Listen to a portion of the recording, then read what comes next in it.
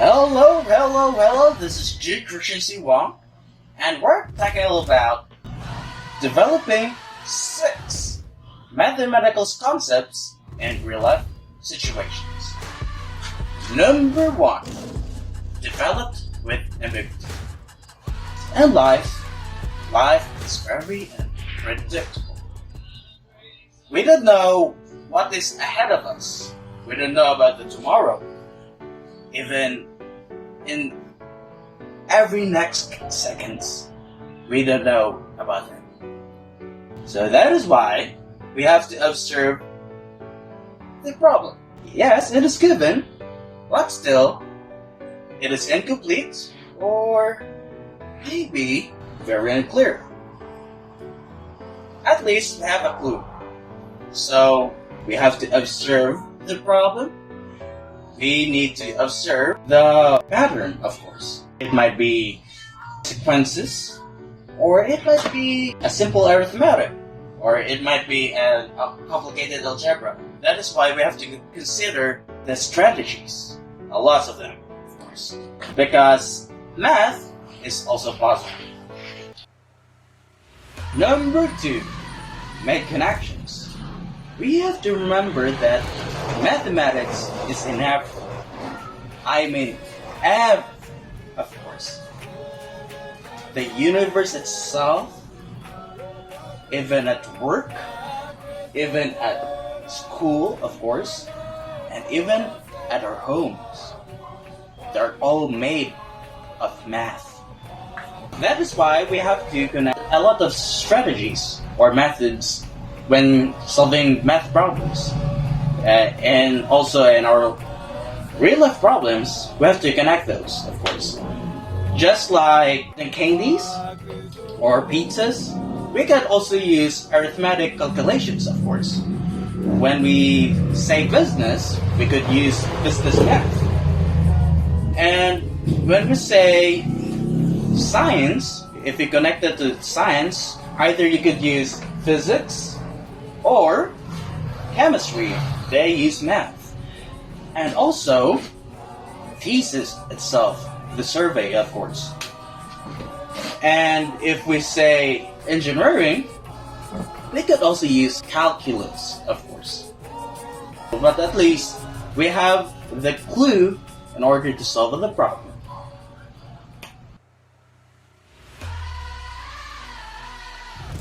Number 3, applied and selected mathematical concepts and skills. We have to remember that there is no such thing as one formula fits for all. If you want to solve a specific problem, you need to try the specific solutions. For instance, in a simple way of life, we have to share, of course. In order to share some food, of course, for example, the pizza, you would think that multiplication is suitable for sharing a pizza? Of course not. For example, in one box of pizza, there are 8 slices of inside, of course. And we have 4 kids. In order to solve the pizza problem, we have to divide these 8 pizzas divided by 4 children. The answer will be 2. So, every kid will have 2 pizzas. So, the problem is solved. Number 4, identified assumptions. Because not all guessings are very appropriate and sometimes are not very relevant, of course. That is why we have to choose which is better.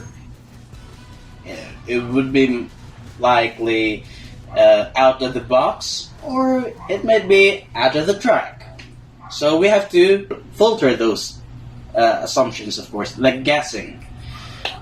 That is why we have to avoid the fake news, of course, and we should research more, of course, because we don't rely on one guessing from another. We could also have a survey or a research in order to have more solid and to avoid mistakes when guessing, of course.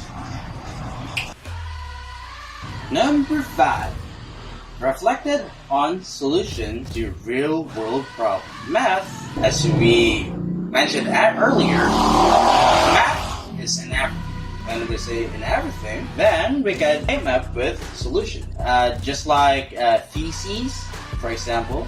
Let's just say we have a survey of my personnel about their likes and dislikes of my personal trait. Maybe perhaps 6 people are disgusted by my weird attitude or for being weird, or maybe there are 7 people like of my smart attitude, I guess, and the third will be many people find me annoying, just like that. So we can relate this thesis, especially on my life.